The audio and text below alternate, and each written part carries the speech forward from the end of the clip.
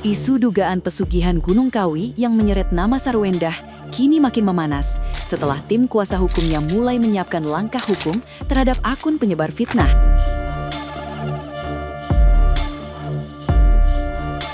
Pihak pengacara menilai narasi yang beredar di media sosial sudah mengarah pada penggiringan opini yang merusak nama baik Sarwendah. Mereka juga tengah meneliti sejumlah video viral, termasuk konten yang membahas tudingan ritual mistis dan dugaan framing negatif terhadap mantan istri Ruben Onsu tersebut.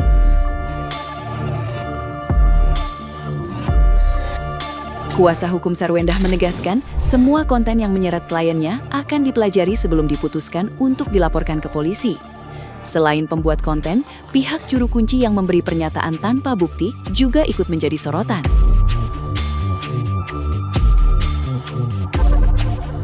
Tim hukum menilai isu ini berkembang liar karena nama Sarwendah terus dijadikan bahan spekulasi publik. Jika ditemukan unsur pencemaran nama baik dan penyebaran informasi palsu, mereka memastikan somasi hingga laporan resmi akan segera dilakukan kepada pihak terkait nantinya.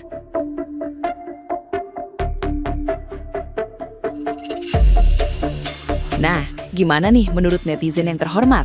Silahkan berkomentar ya. Sarwendah diduga melakukan ritual pesugihan di Gunung Kawi dan ada beberapa nama artis juga yang disebutkan. Alhamdulillah ya, sekarang Ruben Onsu udah sehat kembali, nggak sakit-sakitan lagi, dan udah nggak pernah dapat kiriman yang aneh-aneh. Udah, gitu aja sih. Si janda satu lagi klarifikasi, katanya syuting. Lah, kata juru kuncinya aja ke situ, katanya untuk explore, nggak bakalan mau dijual, terus diizinin. Akhirnya ditemenin sama juru kunci itu. Lah, bilang aja cari pesugihan ribet banget. Bilang aja lu dulu miskin, terus sekarang mengabdi sama setan sama iblis jahanam. Ketahuan langsung ngerong-ngerong, dasar janda satu. Kasihan sekali nih Bunda Sarwendah ya, selalu saja diberitakan yang tidak benar. Seperti ini nih video yang seharusnya fakta ya. Mereka pergi syuting ABP, bukan pergi ritual pesugihan. Oke? Jadi kalau ada yang bilang Bunda Sarwendah pergi ritual bla bla bla bla segala macam, itu hoax ya, hoax ya guys ya. Ya, hoax ini nih. Buat Sarwendah dan kuasa hukum, kalau kasusnya tidak membesar, biarkan saja, dan pesulap merah tidak nantang-nantang lagi. Kecuali pesulap merahnya ngotot terus ya, itu baru boleh dikasuskan. Untuk sementara ini jangan dulu, biarkan saja. Ini kalau pandangan aku, pendapat pribadi aku.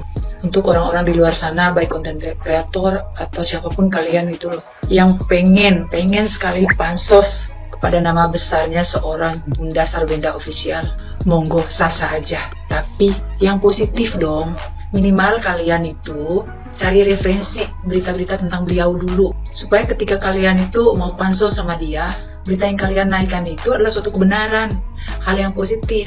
Dan yakin dan percaya deh, kalau kalian pansos dengan cara yang baik dan benar, terus dengan berita-berita yang positif, narasi yang positif, hal-hal yang memang pernah dilakukan sama beliau, dan itu menunjang karir beliau, terus kalian juga mendapatkan keuntungan dari hal itu, monggo.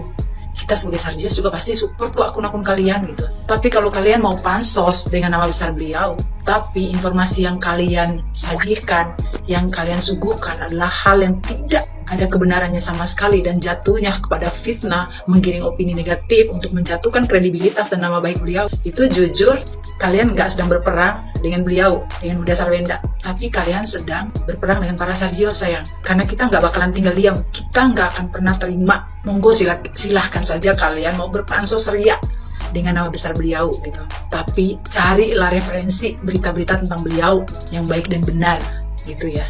Konten-konten kalian juga pasti akan kita support dengan tulus dan ikhlas. Kita akan ngeramein juga video-video kalian gitu. Tapi jangan salah, ketika berita-berita yang kalian suguhkan ke publik, apalagi itu sifatnya adalah hoax, penggiringan opini negatif untuk menjatuhkan seseorang, maaf, kalian tidak sedang berperang dengan orang yang sedang kalian jatuhkan, tapi kalian sedang berperang dengan kita, sayang. Kalian perang narasi, karena kita semua punya bukti.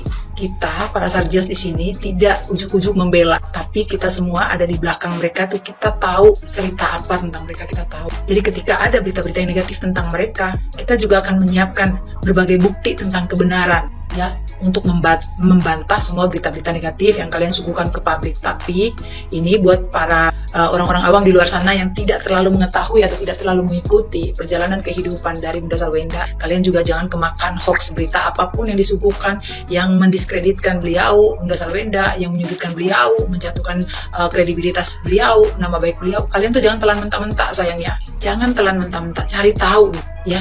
Beliau tuh punya banyak akun media sosial kok. YouTube ada, TikTok ada, Instagram ada, Thread ada, semua di berbagai aplikasi ada kok. Beliau banyak men-share tentang kegiatan beliau, apapun yang beliau lakukan. Kalian bisa men-share di situ, bisa mencari di situ gitu loh, ya.